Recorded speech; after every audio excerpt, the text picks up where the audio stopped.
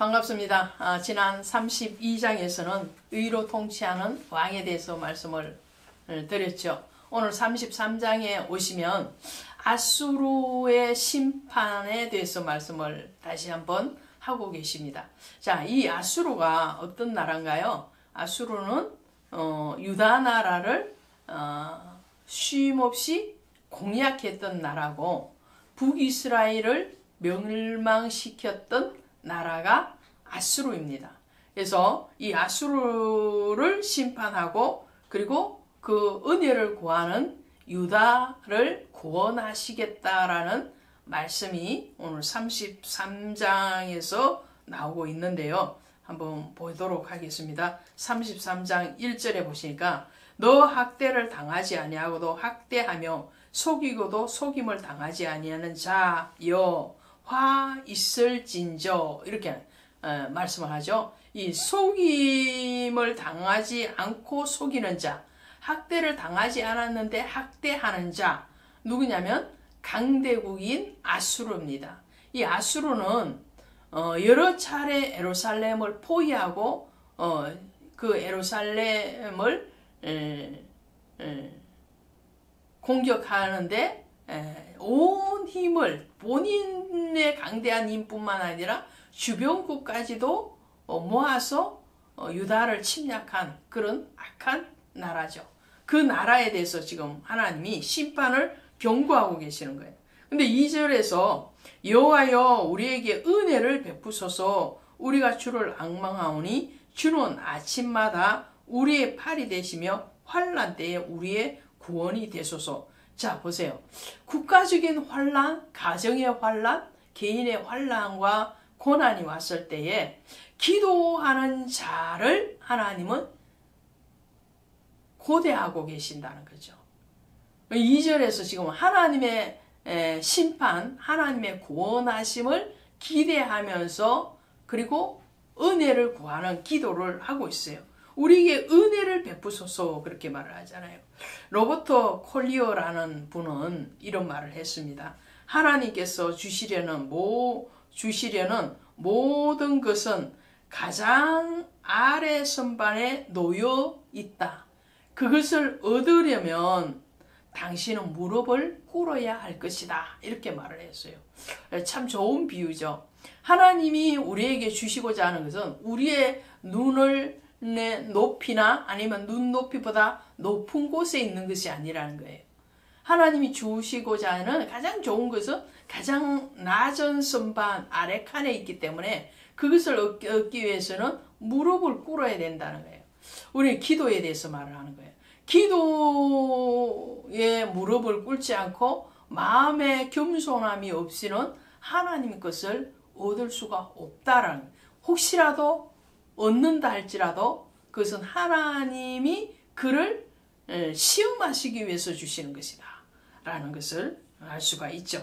자, 유다 백성들이 이렇게 그 중에서도 깨어있는 자들이 하나님의 은혜를 구하면서 기도합니다. 우리의 팔이 되어주소서. 이 팔이 뭐예요? 팔은 힘과 권능을 뜻할 뿐만 아니라 보호와 사랑을 얘기하죠. 하나님의 울타리를 얘기할 때 이 팔이라는 단어를 사용을 합니다. 우리의 울타리가 되어주시고 우리의 보호가 되어주시고 우리의 힘이 되어주시고 우리의 능력이 되어주세요. 이렇게 기도할 때에 하나님의 응답은 어떻게 일어나나요? 3절 4절이에요. 이 3절 4절에 요란한 소리로 말미암아 민족들이 도망하며 주께서 일어나심으로 말미암아 나라들이 흩어졌느니라. 이 아수르가요 주변국과 함께 유다를 쳐들어오거든요. 연합군을 형성해서 유다를 쳐들어오는데 하나님은 어떻게 해요? 그들을 다 흩으시겠다는 거예요. 왜요? 뭐 때문에요?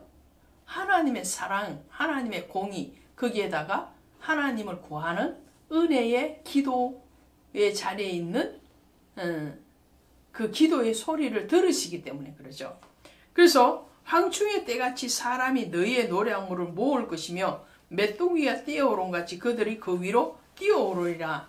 자, 아수르 대군이 18만 5천 명이 스기야 왕 때 사네립이 유다를 포위하게 하죠. 예루살렘을 포위했습니다. 근데 하나님이 어떻게 해요? 천군천사로 그들을 쫓으시고 흩으실 뿐만 아니라 그들을 멸망시키시죠. 그리고 그들이 남겨놓은 그 전리품들을 거두러 유다 백성들이 나가서 그들이 남겨둔 그 모든 물자들을 가지고 온다는 거예요. 그것을 황충과 메뚜기의 비유로 하는 겁니다. 그래서 6절에 보시니까 내 시대에 평안함이 있으며 구원과 지혜와 지식이 풍성할 것이니 여호와를 경외함이 내 보배니라. 할렐루야.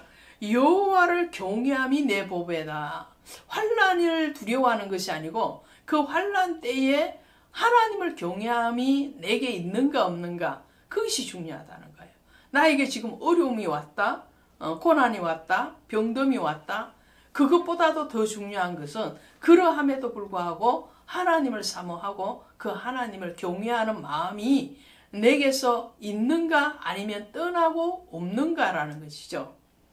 자, 4절에 보니까 이 아수르가 피해 도망갈 때에 그 패배한 자리를 유다 백성들이 가서 전리품을 가져올 뿐만 아니라 하나님을 경외하는 것이 그 전리품보다도 훨씬 더 크다라는 것을 말을 하는 거예요.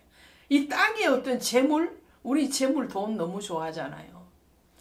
너무 좋아해서 걱정스러운 면이 너무 많죠.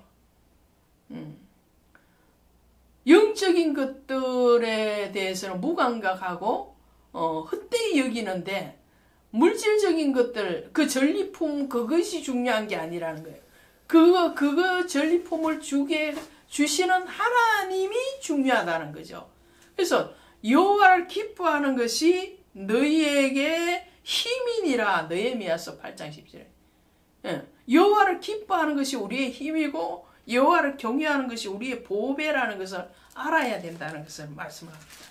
그러면서 이 아수르를 멸망시킬 때에 하나님은 이렇게 하신다는 거예요. 11절에 보시니까 너희가 결을 잉태하고 짚을 해산할 것이며 너희의 호흡이 불이 되어 너희를 삼킬 것이며, 이 겨와 짚이라고 비유되어진 이것은 뭐냐면요, 아수르가 유다를 침공하면서 세운 전쟁의 계획입니다. 아무리 저희가 계략을 짜고 계책을 베푼다 할지라도 하나님은 그것을 짚과 같이, 겨와 같이 다 불태워버릴 것이라는 거예요. 소용없게 만든다는 거죠. 하나님이 흩어 버리시는 거죠.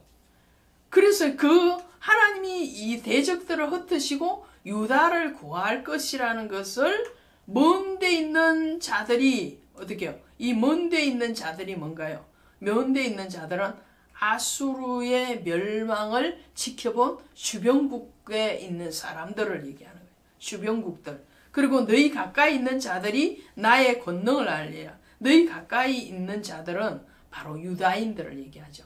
자, 유다인들이 하나님의 역사를 목격할 뿐만 아니라 주변국에 있는 모든 사람들이 하나님이 어떻게 이 아수르와 연합군들을 물리치는가에 대해서 소문을 듣게 될 것이라 라는 것을 말씀을 합니다. 그러면서 20절에 이렇게 결론을 내리고 있죠. 우리 절기의 시온성을 보라. 내 눈이 안정된 처소인 예루살렘을 보리니 그것은 옮겨지지 아니할 장막이라. 그 말뚝이 영영이 뽑히지 아니할 것이요 그 줄이 하나도 끊어지지 아니할 것이며. 하나님이 어떻게 해요? 이 시온, 예루살렘이죠. 오늘날로 하면 교회요, 신실한 믿음의 성도들을 얘기하는 거예요.